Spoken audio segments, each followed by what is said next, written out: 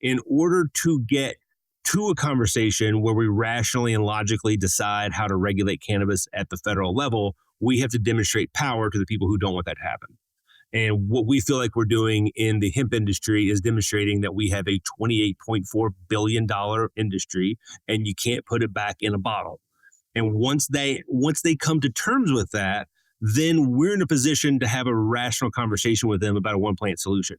But until they realize that they can't legislate us out of existence, then we can't have that conversation.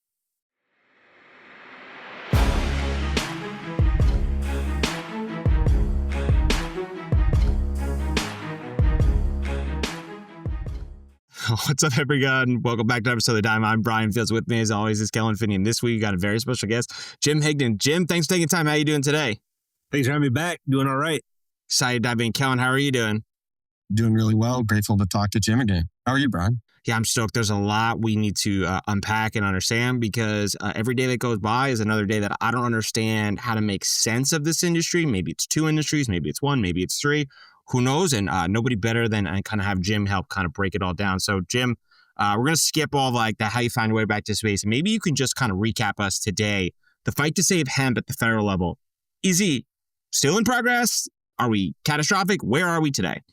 First of all, remember Benzinga in June, which was like Lifetime ago. 3 months ago / 1,000 years ago? Like, so much has happened since early June in this space that it's difficult to keep track of all the twists and turns here. The fight to protect hemp at the federal level is alive and well, and we're having a good day.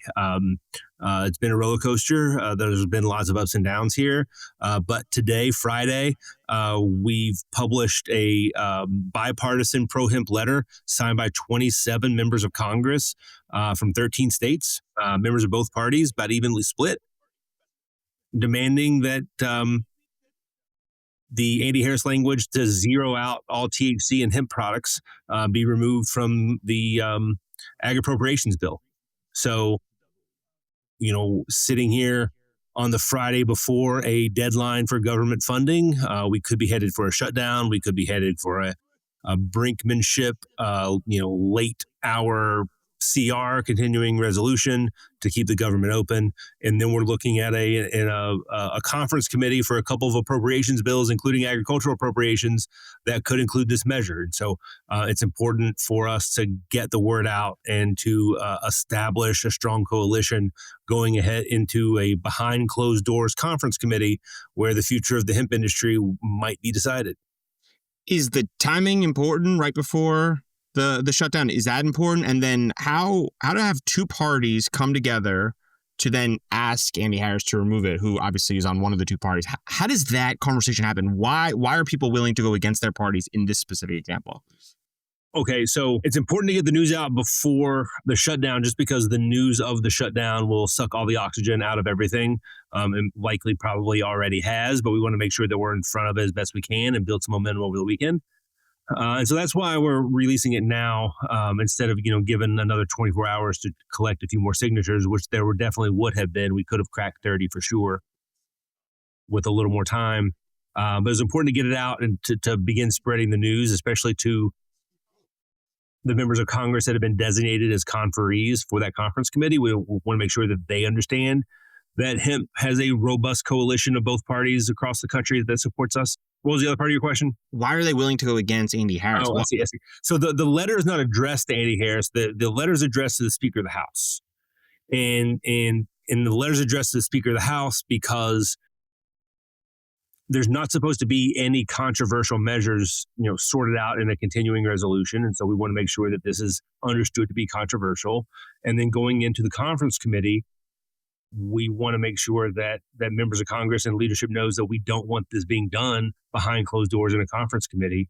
There's a standard path of legislation that should be done here that has not been done. We should be going through regular order through a subcommittee of energy and commerce, so we could have markups and hearings and votes on how to appropriately establish some guardrails for this industry. And instead, we're being dragged along behind closed doors in an appropriations bill, which seems to violate the rules of the House of Representatives but is moving forward anyway.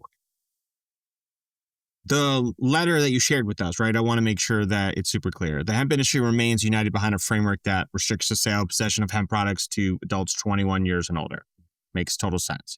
Standardizes packaging to eliminate lookalike products that are appealing to children. Again, low-hanging fruit, easy. Easy. Standardized labeling to empower adult consumers to make informed choices. Easy. Requires independent third-party laboratory tests for consumable hemp products. Easy. To me, this reads exactly like the framework for the regulated cannabis industry. So why can't we find like a continued approach where, again, both industries can be merged maybe into one? Is there an approach there?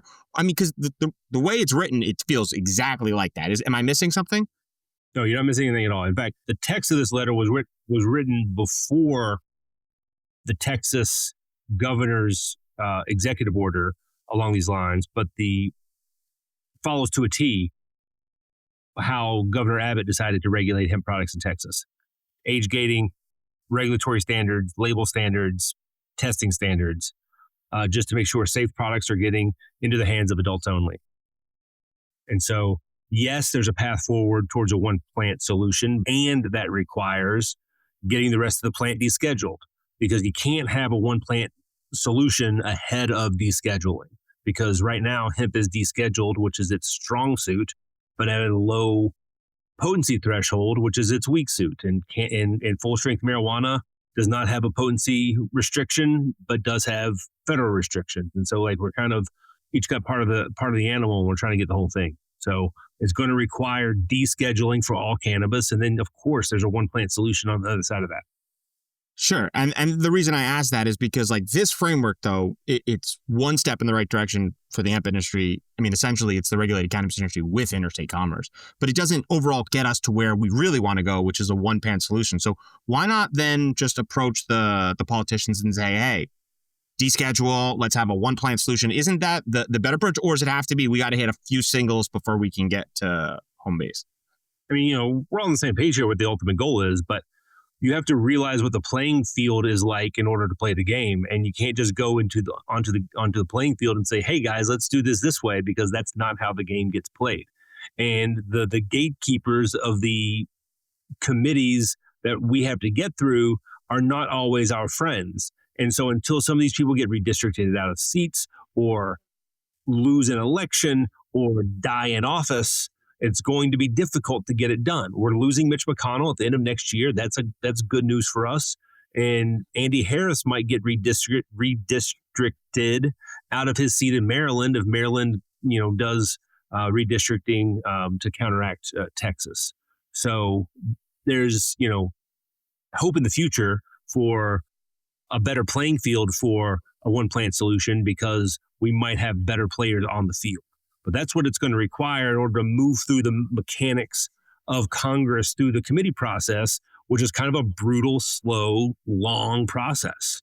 And going in, what's really frustrating on the policy side is when people have strong opinions and feel like those strong opinions are well-reasoned and rational and make sense, and everyone should just do this one thing. And we agree with that. But the process of getting that done is something else. Do any of the politicians who signed the letter, are they in adult regulated states? Because in one aspect, this letter would be kind of uniform to what they're doing, because in one element, it kind of feels like they're contradicting themselves, right? If they have a regulated cannabis market, which one of them might have, and they're signing this in, they're essentially still not solving the problem. And I understand what you're saying, but to me, I'm wondering if the politicians who are signing the letter understand like the implications of positioning this in front of Congress. So 4 members from Kentucky, so not a regulated state. We have dispensaries opening soon, but not yet. 4 from Texas, not a regulated state. 5 from California. 2 from Colorado, I think. And so there's in Washington State. So definitely a significant portion of the signatories to the letter are from regulated states, including 5 from California, 4 Democrats and a Republican. And so there's definitely understanding from, and I don't know their manner of thinking, but for some people in regulated states, they could see hemp as a stepping stone towards full descheduling. And so therefore is something that they want to move forward with, because to not do that would be a step backward. Doesn't California, like, they've always had a very like different opinion of the hemp industry because they've always been so pro cannabis, right? So like that's a really big deal that 5 representatives from there signed the bill. Like, can you talk us through like how California actually impacts like that from a hemp perspective? I know they're a huge ag industry, right? Like they grow a bunch of other products, but like the hemp industry doesn't seem to have a huge foothold in California right now. It seems like maybe there is some hemp cultivation going on in California, both outdoor and greenhouse style.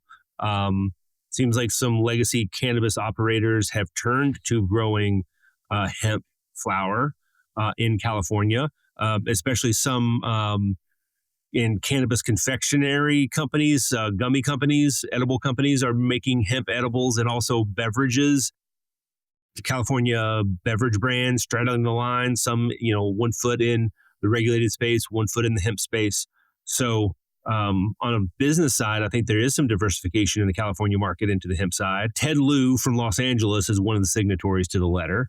And 2 years ago, he was also co-sponsor of a hemp regulatory bill that was introduced in the House by a Republican from Virginia named Morgan Griffith. And so Ted Lieu has been consistent in supporting hemp in a, in the world's capital regulated market city of Los Angeles. So, it's this binary notion that hemp and marijuana interests are opposed to one another is not a concept that's universally shared. In fact, many people in the regulated space and those who represent the regulated space understand that hemp legality is a path towards full plant decriminalization, full plant descheduling, and so they support it. Kind of thinking through this in real time, it makes sense why the California operators are like, it's just not working, right? The regulated space in California is just not working. They're continuing to tax us. They're crushing us. We need an outlet to run an actual business. And you're right. It seems like in this path, they're like, you know what? We're just going to switch sides here and we're going to operate here. We're going to diversify because we have that off-suiting language. But again, it kind of makes me think like the politicians here who are going back and forth, they just need to understand like why these companies are operating like this. And they need to set up the principles and say, okay, like, again, I know we're using logic here and it's not how a lot of these people are understanding these frameworks, but it just seems like sitting down together, it should be easy to say, this is a problem. We need to fix it. How do we fix it? Let's whiteboard it up. Sure. And again, logic and reason, not our friends here. We're speaking power to power. And the only way to get power to agree with you is by demonstrating power. It's the only language they know. And so in order to get to a conversation where we rationally and logically decide how to regulate cannabis at the federal level, we have to demonstrate power to the people who don't want that to happen. And what we feel like we're doing in the hemp industry is demonstrating that we have a $28.4 billion industry and you can't put it back in a bottle. And once they come to terms with that, then we're in a position to have a rational conversation with them about a one plant solution. But until they realize that they can't legislate us out of existence, then we can't have that conversation. Newsom alone, though, is against hemp, correct? Sure. And so those other politicians, they're taking a stance against him. But then it makes me wonder, the California operators, right, they have their licensed operations. Diversifying into that market at a certain point, like the numbers are just like, we got to consider what we have to, because if they're going to regulate us out of the market, like you said, we have to consider how to best protect the assets within the company, which might be invest in the hemp industry. Keep in mind that California has more than one industry it's trying to protect from the disturbance caused by the hemp industry, right? That California wine producers are also directly impacted or feel directly impacted by the popularity of hemp beverages. And Gavin Newsom, in his private capacity, is the owner of multiple wineries. So keep in mind that he's not just protecting California marijuana when he's right on that. He's also protecting California wine interests. Can you just reiterate again real quick? What is he the owner of? Because I lost that. Sorry. My understanding is Gavin Newsom, in his private capacity, is part owner of the Plump Jack Group, which owns multiple wineries in California and does significant revenue in wine. So when he had a press conference banning hemp products, he was banning hemp beverages inside of a Total Wine in California. The plot thickens. Yeah, I mean, that makes sense.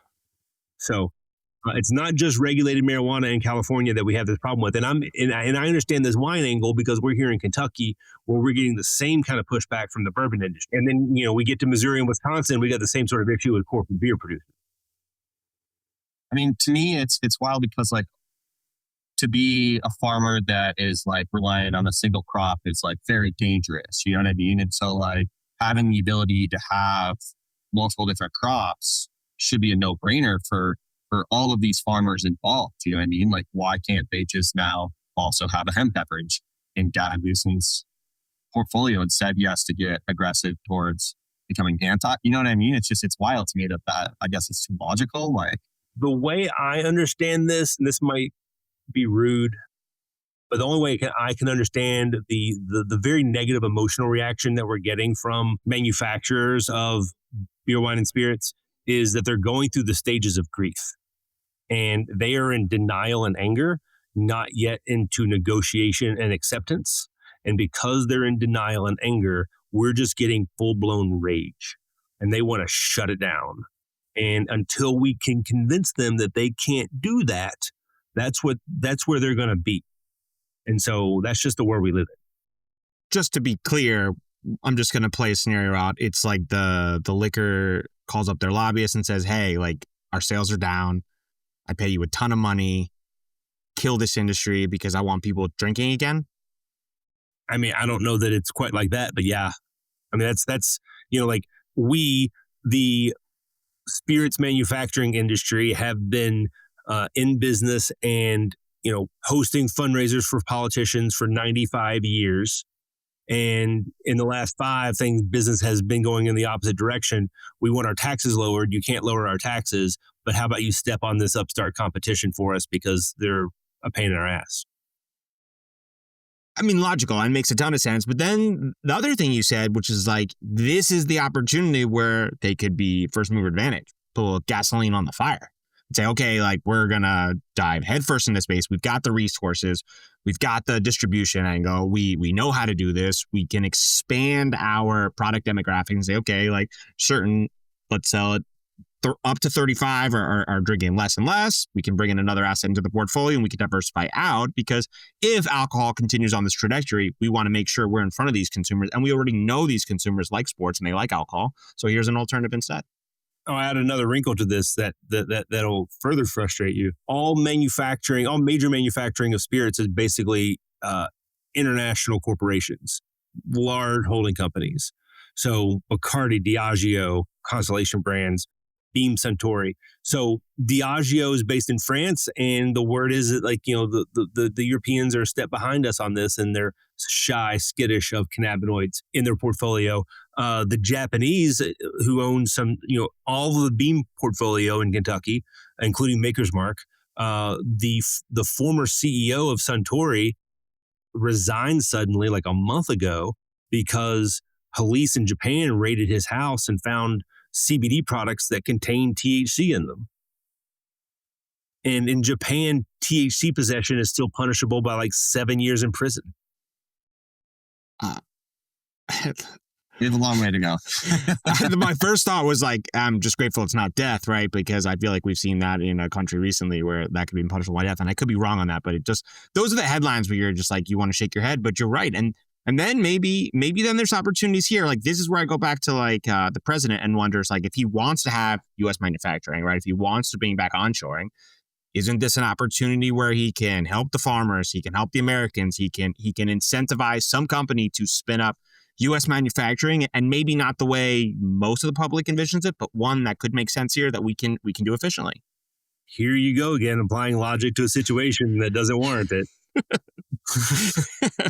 I thought we discussed this. I sit here so hard to try to understand it, and when I do, you're like, that's not how it works. And I get that, right? But like, that's the challenge in these dynamics, because it can make sense. And the opportunities are in front of us where it can be very economically beneficial for an American, for all the manufacturers, for all the things this administration has said. But then we get to the challenge of like, how do we end up with logic and apply it here is a challenging one. You know, curious though, it's like, doesn't BMW, right? All of their car panels are insulated with hemp fiber. Mm-hmm. So like they're comfortable with hemp, right? Like I know there's like a new variety I heard that's like high cannabinoid fiber hemp, right? And that's from Europe. Yeah. Dual use. Right? Like, so like why are they still skittish on the whole thing? I don't know the answer to that. I just know that the posture of spirits manufacturers in Kentucky to us is not in a productive part of the conversation. They still think that we operate in a loophole, and they want to close the loophole in their mind, and that means shut us down completely. I mean, $30 billion is a nice size loophole, and one that they are more than welcome to participate in and willingly could. So I'd imagine you've had some conversations. I don't know if you can share any with those spirits manufacturers and say, hey, like Jim, like we want to do this or this. Isn't there like a line where there could be partnership opportunities and say, okay, how about this instead? I know you want to close us down, but how about this instead? We can align here and figure out the next 6 months, and maybe we can get married. So, Discus is the name of the trade association for the distilled spirits manufacturing industry. It's the Distilled Spirits Council, Discus, and it's based in DC. They've issued 2 press releases this summer, both using applaud in the headline, applauding the Andy Harris language and applauding the Mitch McConnell language to, in their words, close the loophole. And that posture of theirs has not changed. And overtures have been made, continue to be made, that there's a way for them to understand the economics of our industry and how they can participate to diversify their portfolios. But the trade organization can only do what the board tells it to do. And the board is comprised of conglomerates who want us shut down. And until that changes, the trade association is going to do what it's going to do. So if they're anti-hemp, does that make them by default pro-legal cannabis? Oh, no.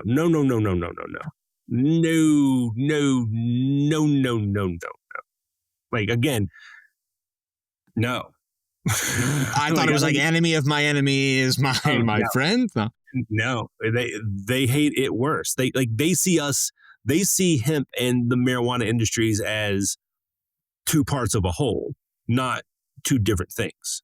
And we're the hemp industry is the camel nose under the tent. I mean, one is directly attacking their positioning in the market. The other one, I mean, like, for me personally, like I'm grabbing a beverage, right? And then maybe later with a joint, and I'm replacing my bourbon with a beverage. So I wonder like if they think those 2 things. But you're right, we're using logic again, and that is not how this. I mean, I think this is check outable, but I'm pretty sure that liquor and beer wine sales are down in regulated cannabis markets generally, even without beverage. And the beverage just makes them burn inside, because not only are we competing against the headspace, but we're also competing against the shelf space.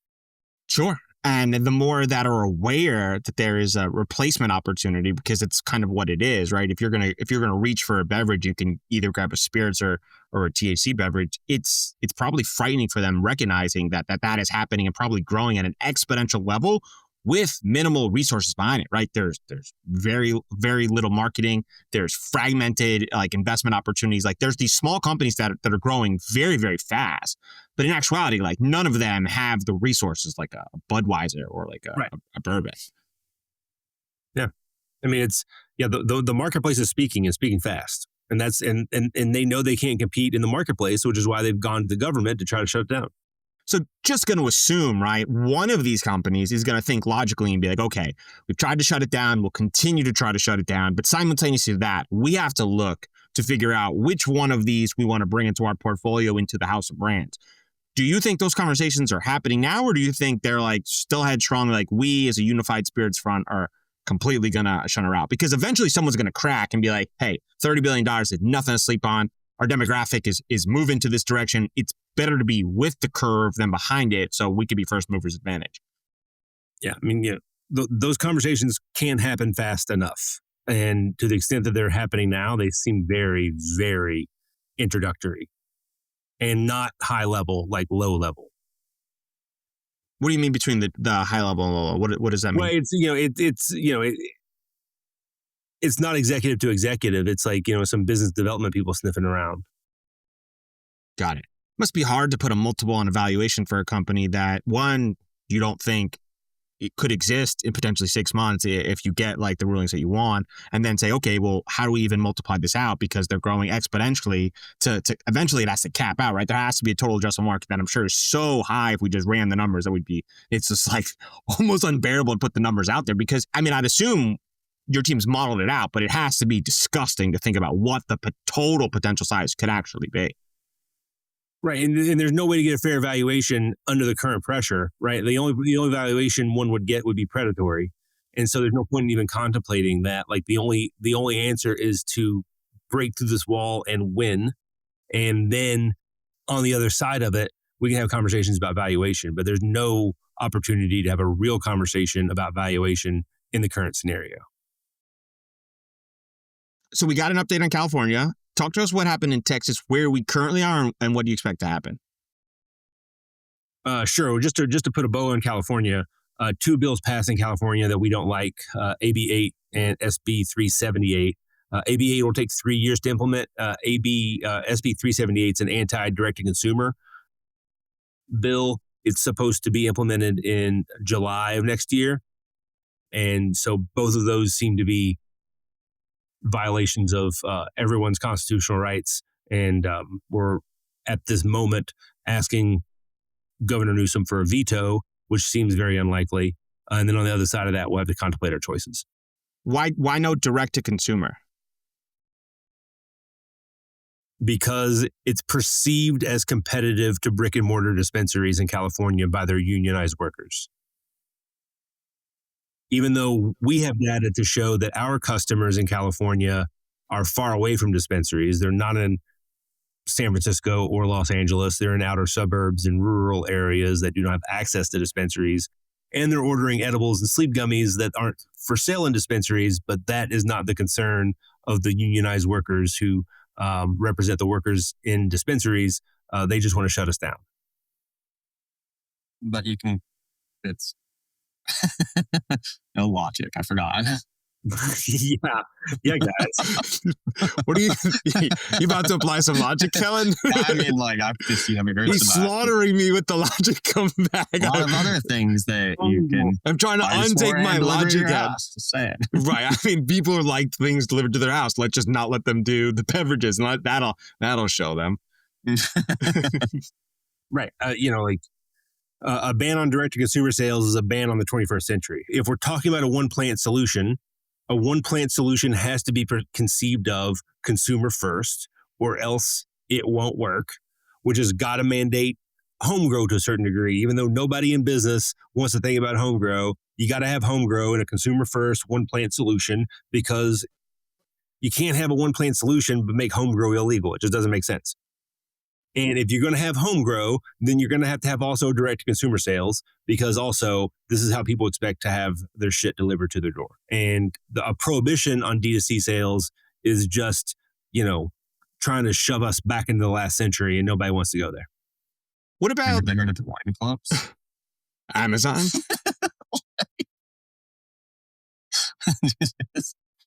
What about like all the illegal products, right? There's a ton of media messaging about like illegal hemp products, the Chinese grows. How do we keep those from distracting from the messages and some of the positive elements? How do we make sure that those don't happen, but we'll also refrain from the differences so that there's clear language there?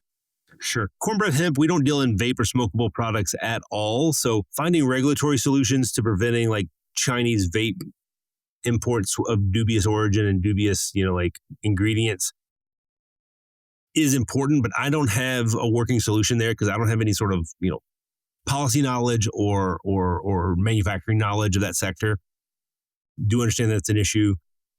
Recently these reports on Chinese Communist Party using semi-legal grows in places like Maine and Oklahoma seem to be largely an outgrowth of unregulated medical marijuana markets, not hemp markets. Clearly also a problem and needs to be addressed, but, like they're kind of, one and the same. It appears from the outside as if the Chinese are running some sort of opium war against the American people without really us fully understanding what's going on. But if they see legal cannabis as a way to weaken America from the inside, then, that could be what they're attempting to be up to. But I don't believe that legal cannabis weakens America. I believe that legal cannabis strengthens America.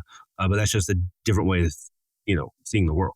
No, for sure. And the reason I ask those questions is because when you're working with those politicians and you're trying to get clarity on some of these rules, I'd imagine like the media messaging to them is probably a problem, right? I'd imagine someone in the suburbs is seeing the media, seeing these conversations, and whether it's hemp or cannabis, it's probably really hard to tell those differences there because it's just illegal and all they see. And then they attach Chinese to it, and you're kind of fear mongering those elements, and they call up their politicians. And then I'd imagine they're asking you, hey, Jim, like, what are we going to do about this? Because this is a problem. And I'm sure both the hemp and cannabis industry would benefit from having some of this messaging out of the way. I mean, the one thing that we can do here, because we're vertically integrated, because we're farming our own crop, is being very farm forward, highlighting our farmer, highlighting our farm workers, highlighting like what we're doing out in the field ourselves. We're growing 60 acres of USDA certified organic cannabis that is defined as hemp according to the federal government, sun-grown, rain-fed, in the living soil, outdoors in Kentucky. And so being able to show that and to demonstrate we're growing American-grown hemp in Kentucky for the products that we make helps address that issue by demonstrating we're doing things the right way. We can't make other people do things the right way if they're not going to do that, but we can demonstrate that we're doing it that way. Sure, that makes a ton of sense. So then let's talk about other states, because I'm always fascinated to get your opinion on, are there any other states that we should be keeping an eye on that you think are influential in the process, or ones that you think are up and coming that you think could become very influential? Gotcha. Well, New York is always weird and a mess. Florida is weird and a mess. Ohio, we're looking at, I think Ohio pumped the brakes and was waiting to see what happened in Texas. And Ohio is a weird situation because the Republicans in charge in the state capitol did not want Ohio to have a medical program, much less an adult use program. But because they can get things on their ballot as a ballot measure, people in Ohio were able to get that done in both instances, but no one in leadership in the state capitol wants it to exist. So there's an adult use cannabis market in Ohio that Republican leaders don't want to exist. And then here comes the hemp industry trotting along, just wanting some basic regulations, causing a lot of headache because leaders now realize they cannot shove hemp products into the cannabis dispensaries because that's a violation of the Dormant Commerce Clause. And with Texas doing what Texas has done, then Ohio is pumping the brakes. And if they don't pass anything or bring anything up to a vote in October, they will adjourn until February. And so we'll push Ohio to next year, maybe. Anytime you can just punt on making a decision, you just got to go for it. But why, if the people want cannabinoid products, does the leadership not want cannabinoid products when the people have spoken? Well, again, logic doesn't always apply. In this case, a lot of Republicans, older Republicans, are still fighting the Vietnam War era culture wars where marijuana is bad because hippies. And the governor of Ohio right now is a teetotaler. Like, he doesn't even drink. And I think he, probably would, if he could outlaw drinking in Ohio, he might do that too. So, it's just, politics is about the personalities that are in control. And right now in Ohio, there's a lot of people who just don't enjoy themselves much. Maybe someone should tell them that hemp could help fight its alcohol battle. You know what I mean? Yeah, you would. No, logic. Yeah. Quick learner.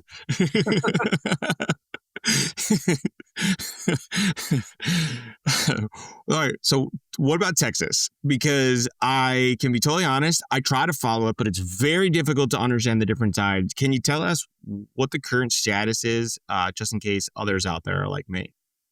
Yeah. So, gosh, where to start? So in Texas, the lieutenant governor pulls a lot of weight as in charge of the Senate. So the lieutenant governor in Texas is also the president of the Senate. And so basically controls one chamber of the legislature.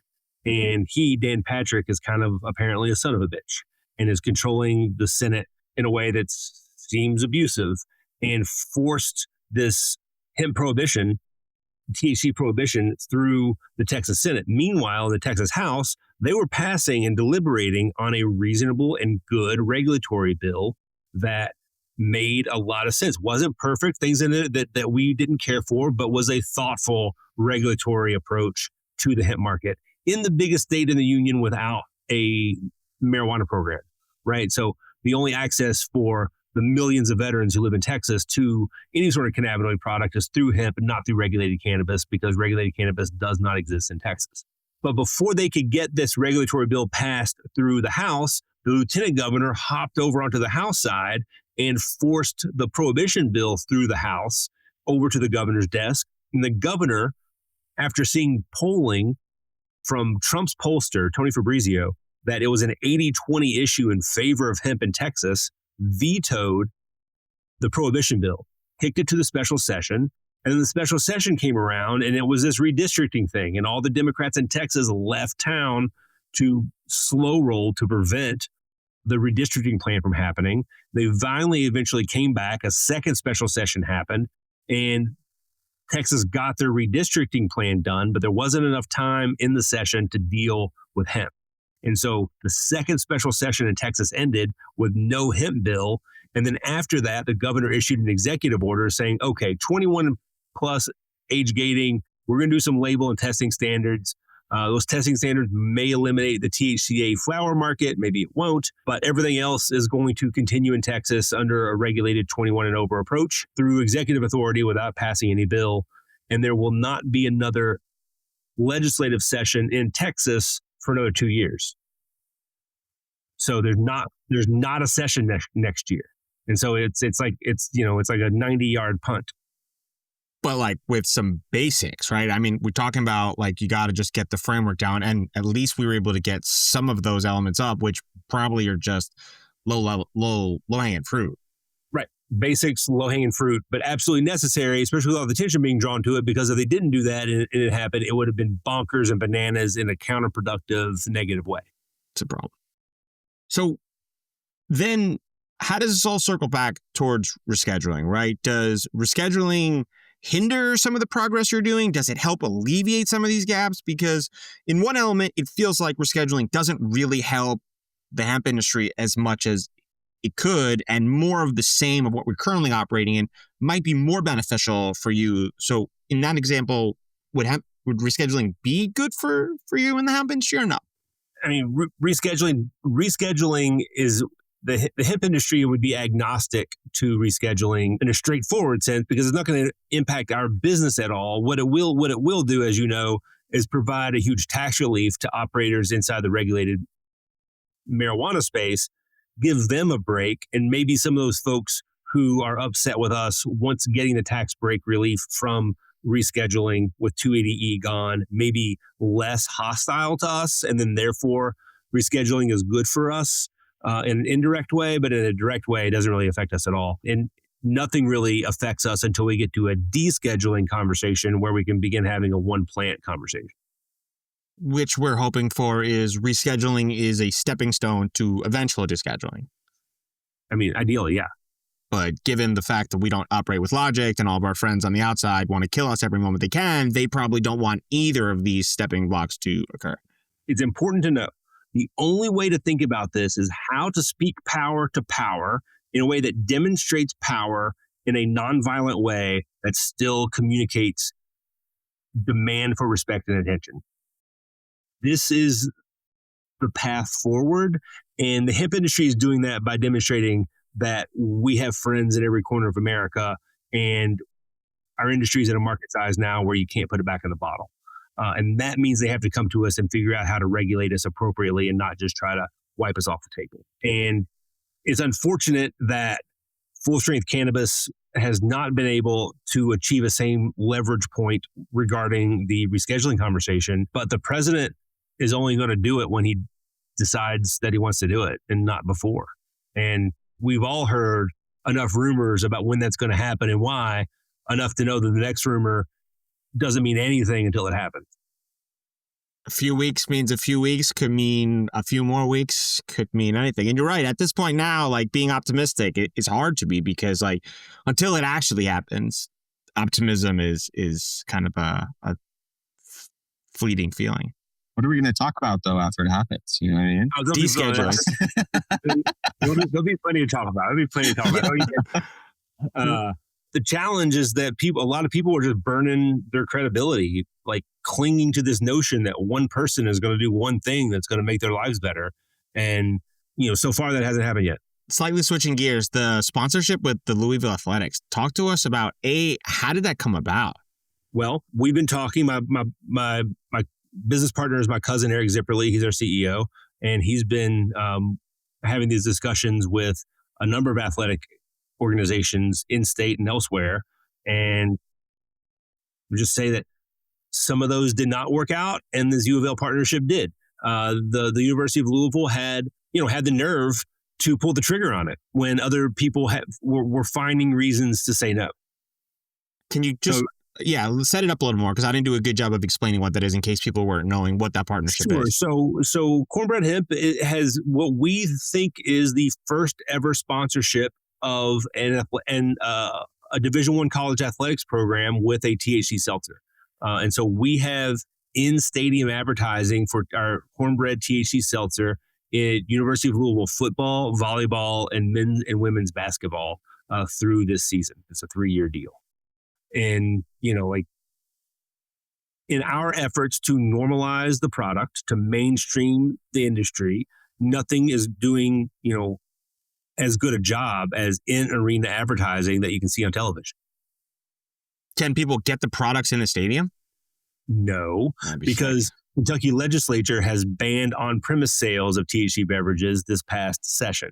So in order to get beverages for sale in stadium, we have to go back to the legislature in Frankfurt and get that right returned to us.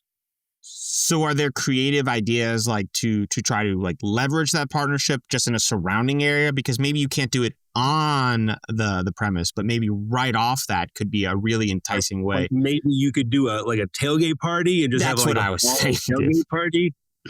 Is that's possible?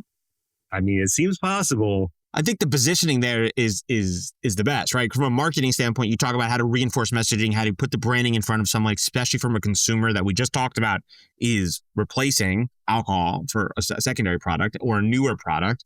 And now they're seeing the advertisement, you're growing that market share, which is been restrictive for some of these cannabis brands to be in front of the demographics that they want. And now you're reinforcing the message, then they have the opportunity to try it. And the transformation makes a big difference because once they can get that product, they know it's a local one. It's hard not to solidify that as a core product in their internal belt. Right. I mean, it's good. It's still going to take some work to get the on-premise piece of this done. So that virtuous circle that you just laid out requires on-premise sales in order to, have get cans in hands. And without that right, then, we're only kind of firing, with half our energy. We need to be able to complete that circle. And so we're working on that. Is there any part of the conversation that you can share? Any fear from Louisville about overdosing or consuming too much or results of people being impaired? Any of those things that you can share? No, and we haven't heard any of that. What about your liquor friends? I can't imagine that their relationships with Louisville Athletics were too happy to find out that their potential marketing and branding spot from a premier standpoint was being replaced by yours truly. We have heard from other stakeholders working with us in other situations that the bourbon industry has expressed negative feedback with them regarding us. But we have not heard that from our University of Louisville partners. So if that feedback has been sent their way, they have not shared it with us. It also could be the case. Well, I'm not going to share that. Because all it takes is one of those people showing up to the game being like, are we kidding with this, right? Like this is the genie really out of the bottle, right? Like there's one element of recognizing that people are swapping the alcohol for the THC beverage. There's another knowing that their beautiful placement inside the athletics for their demographic that they've core locked in for hundreds of years is now having the opportunity to see a competing interest is got to be kind of like the real internalizing of like it's time to make a change. It's time to enforce logic into this scenario and have a conversation. It seems like a good one. I'm rooting for you that's going to be the case. I hope so. Also, I'm trying to not utilize the logic in the questions, but it's hard not to. So, are there other partnerships like this that you would say are trying to normalize the partnership? Are you trying to push it in other areas where, okay, this is a stepping stone for Louisville? Can you go to other surrounding universities and say, hey, look, we did this with Louisville. Would you consider this partnership? I mean, hope springs eternal. And, and the next stage from this is being able to find stadium venues where we can like sponsor sports teams and sell on premise, even if that place is not in Kentucky, but somewhere regionally. And then we found a real winner with the Kentucky State Fair, which which might not occur to one as a prime target for a THC seltzer sponsorship venue. But, we saw the Kentucky State Fair hosts 600,000 people over 11 days. And we were set up right in the middle of all of it. And it was hot and sunny and we had cold, delicious THC seltzers. And it was a big hit and really goes a long way to help normalizing the category and normalizing the brand. Yeah, I think just being like readily available in front of people helps kind of reduce that stigma of, before when I had to buy these products, I had to show my ID. I had to go through these 9 different checkpoints. There's a security guard with a weapon. Like it's intimidating for those elements, but having it as a normal stand right next to all the others really normalizes and make people reduce that kind of internal fear that they may be calcified over a long period of time. Appreciate you taking the time, Jim, and look forward to talking to you soon. Brian, look, I really appreciate it. Your production value on these is fantastic. Like seeing how you cut this up and use the last one, like you did a great job. And so I'm thrilled to come back and talk to you again. Let's just keep this shit going. Thanks for the kind words, Jim. Talk to you soon. See you guys.